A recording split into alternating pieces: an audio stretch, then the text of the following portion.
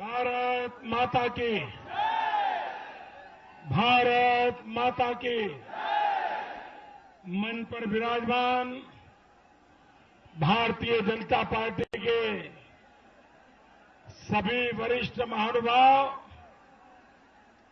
और इस चुनाव में भारतीय जनता पार्टी के प्रत्याशी निरंजन ज्योति जी, रायबरेली से श्री अजय अग्रवाल जी और यहां विधानसभा का भी उपचुनाव है, श्रीमान विक्रम सिंह जी। भाइयों बहनों, इस चमचमाती धूप में आप लोग इतने उमंग और उत्साह के साथ इस सभा को सफल बना रहे हैं। भाइयों बहनों, मुझे आने में विलंब हुआ, आपको कष्ट हुआ, इसके लिए मैं आप सबकी क्षमा मांगता हूं।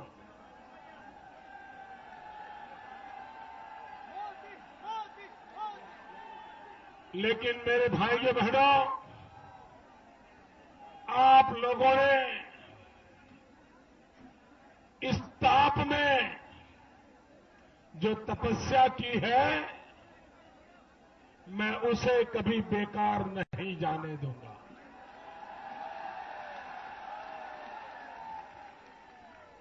आपने मुझे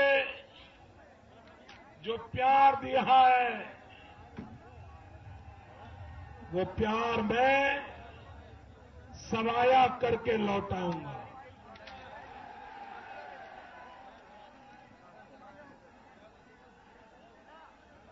भाइयों बहनों,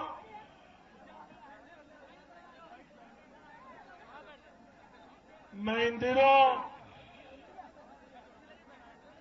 पूरे देश का भ्रमण कर रहा हूं और आजादी के 60 साल के बाद हर जिले से लोग एक ही बात कहते हैं, साहब पीने का पानी नहीं है, पीने का पानी नहीं है।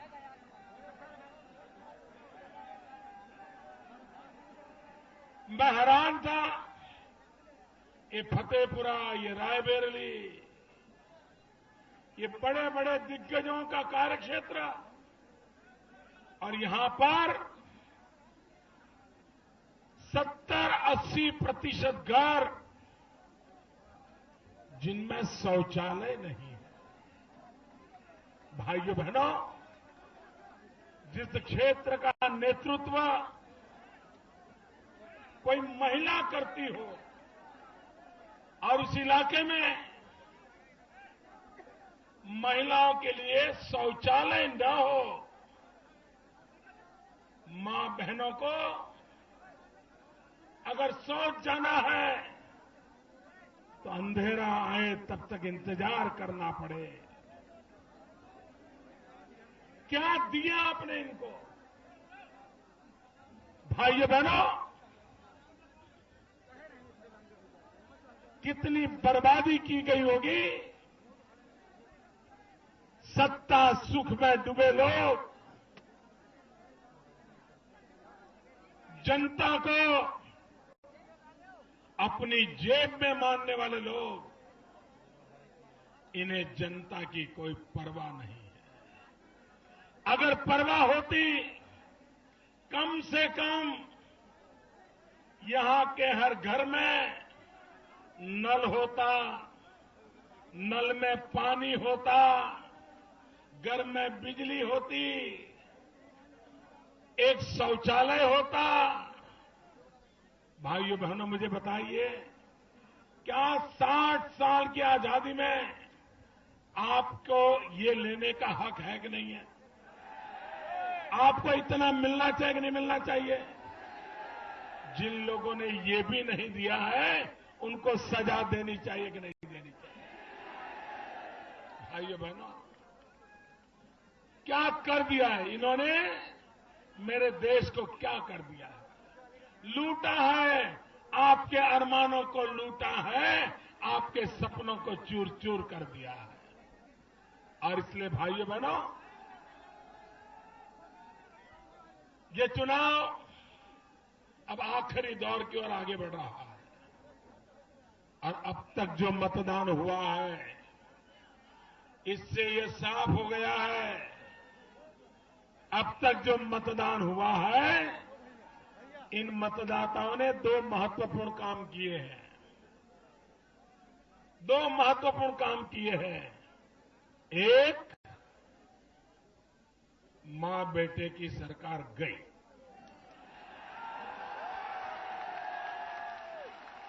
ये पक्का, ये बच नहीं सकते। देश का मिजाज बदल चुका है।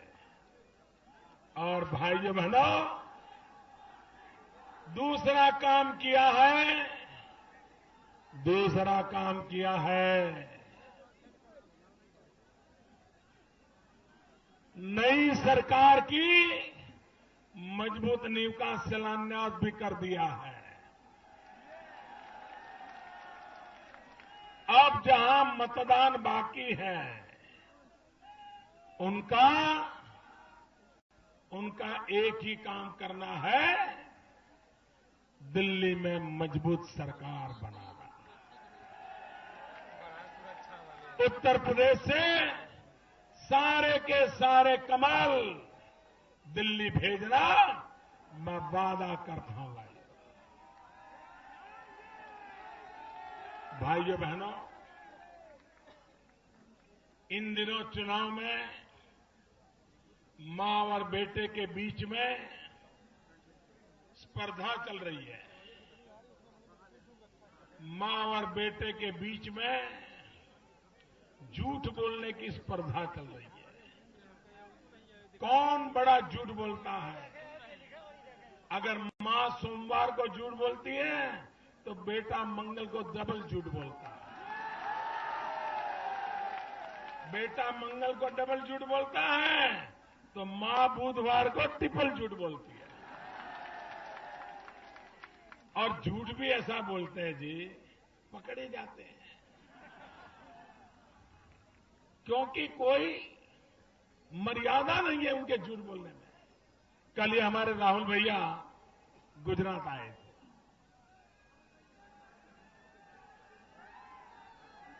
और उन्होंने क्या बोला,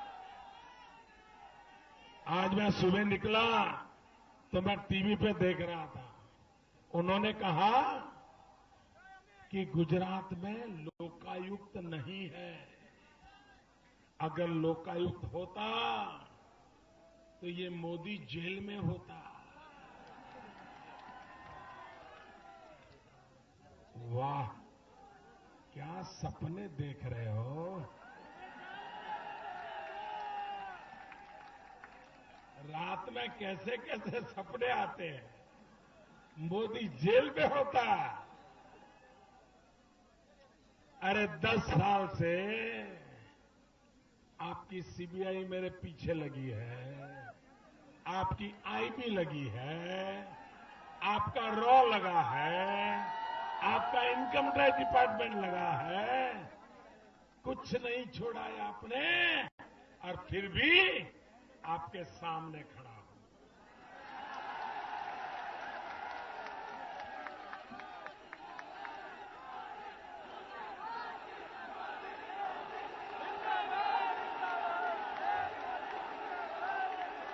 भाइयों बहनों, हमारे राहुल भैया ने कहा कि गुजरात में लोकायुक्त नहीं है। अब उनका अज्ञान, ये उनकी अपनी प्रॉपर्टी है, उसके लिए मुझे कुछ कहना नहीं है। लेकिन मेरे देशवासियों को पता होना चाहिए, गुजरात में लोकायुक्त है। हाईकोर्ट के निवृत्त जज बैठे हुए हैं। इतना ही नहीं, राहुल भैया, आपको ये तो पता होना चाहिए कि ये जो लोकायुक्त है उसने अभी हमें एक रिपोर्ट दी, जांच रिपोर्ट। वो जांच रिपोर्ट थी आप ही के कांग्रेस के गुजरात के भूतपूर्व मुख्यमंत्री श्री अमर सिंह चौधरी के बारे में। और लोकायुक्त ने कहा है कि अमर सिंह चौधरी जब मुख्यमंत्री थे तब उन्होंने गैर कानूनी तरीकों से जंगलों को काट काट करके लकड़ी बेच दी थी। आपके मुख्यमंत्री को गुजरात के लोकायुक्त ने दोषी माना है। और गुजरात लोकायुक्त ने जो हमें रिपोर्ट दी, वो रिपोर्ट हमने असेंबली में भी रखी है। लेकिन हमने राजनीतिक छींटाकशी इसलिए नहीं की क्योंकि अमर सिंह चौधरी जिन्होंने गुनाह किया सिद्ध हो गया, उनका स्वर्गवास हो गया। और हम नहीं चाहते थे कि किसी मृतक व्यक्ति के प्रति कभी भी कुछ भला बुरा बोले, इसलिए हम चुप थे। लेकिन आज इतना बड़ा झूठ बोल करके हमारे मुंह में उंगली डाली है तो मुझे बोलना पड़ रहा है। इतना ही नहीं, राहुल भैया, आपको पता होना चाहिए, जिस अमर सिंह चौधरी ने जंगलों की चोरी की, जिसको लोकायुक्त ने गुनहगार सिद्ध कर दिया, उसका बेटा दिल्ली में कांग्रेस की सरकार में मंत्री है, मनमोहन सिंह की सरकार में। आप क्या बातें कर रहे हो? जेल किसको जाना चाहिए? इतना बड़ा झूठ बोल रहे हो। वो दूसरा कहते हैं, वे कहते हैं गुजरात में राइट टू इंफॉर्मेशन में कमिश्नर नहीं है। मैं हैरान हूं, अब इतना मामूली ज्ञान नहीं है तो तुम कांग्रेस को कहां ले जाओगे यार? इनको पता होना चाहिए, डे वन से गुजरात में आरटीआई कमिश्नर है। और पहले जो हमारे आरटीआई कमिश्नर थे वो भारत सरकार के बहुत बड़े अधिकारी को हमने बुलाया था, वो तो निवृत्त भी हो गए और दूसरे लोग भी अब काम कर रहे हैं। क्या झूठ बोल रहे हो भाइयों बहनों? मैंने सार्वजनिक जीवन में राजनीतिक आरोप प्रत्यारोप चलते हैं, ऐसा झूठ, और वो भी मां बेटे दोनों बराबर झूठ बोल रहे हैं। भाइयों बहनों, इनको इतना झूठ बोलना पड़ रहा है, और कितना झूठ बोलते होंगे इसका आप अंदाज कर सकते हो। भाइयों बहनों,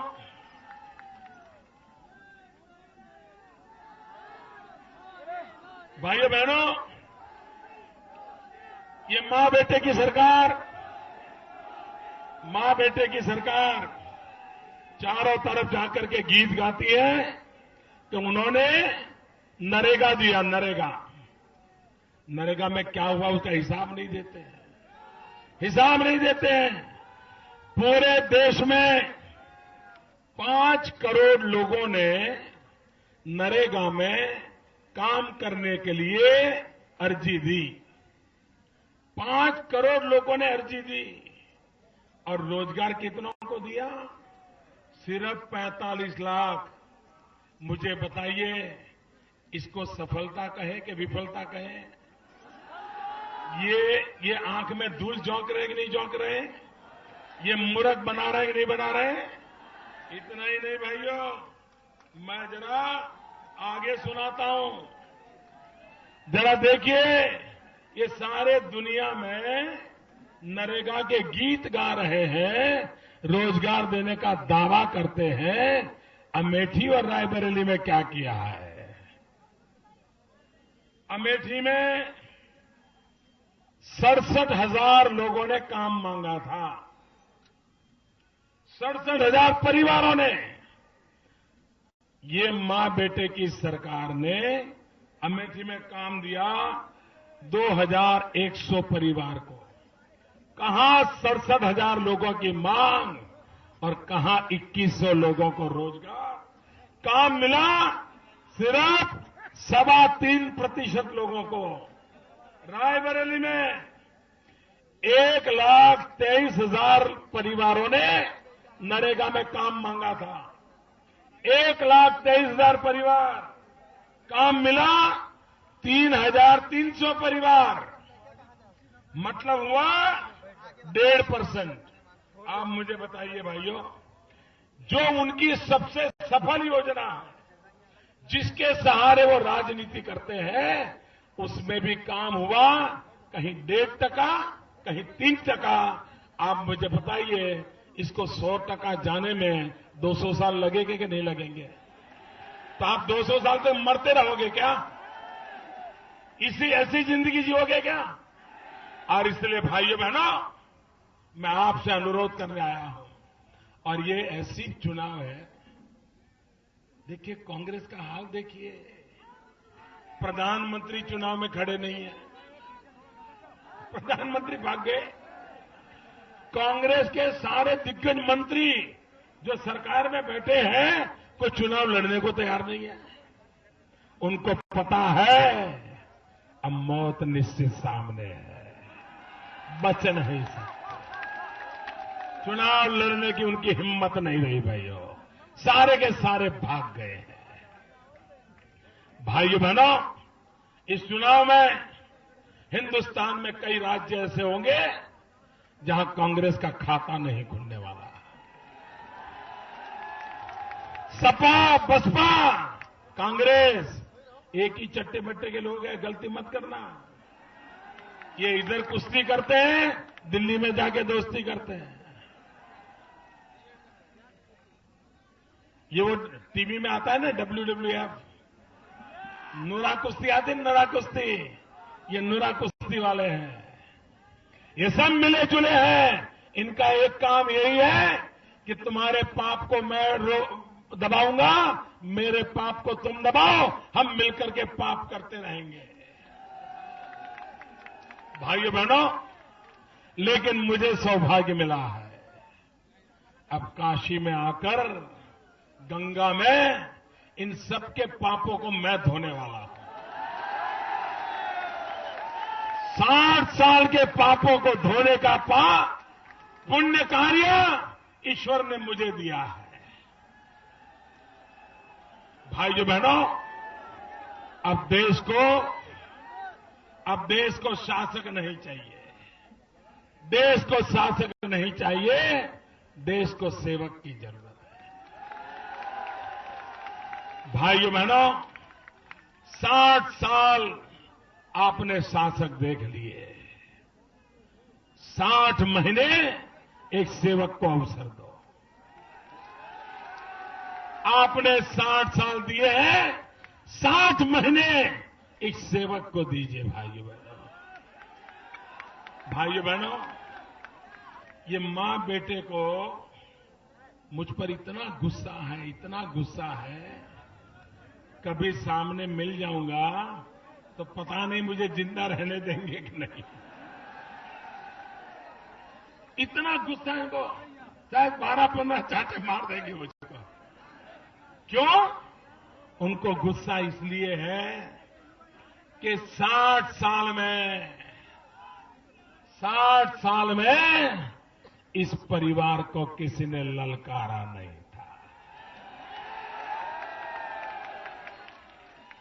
कोई उनका जवाब नहीं मांग सकता था, लोग जाकर के जी हजूरी करते थे।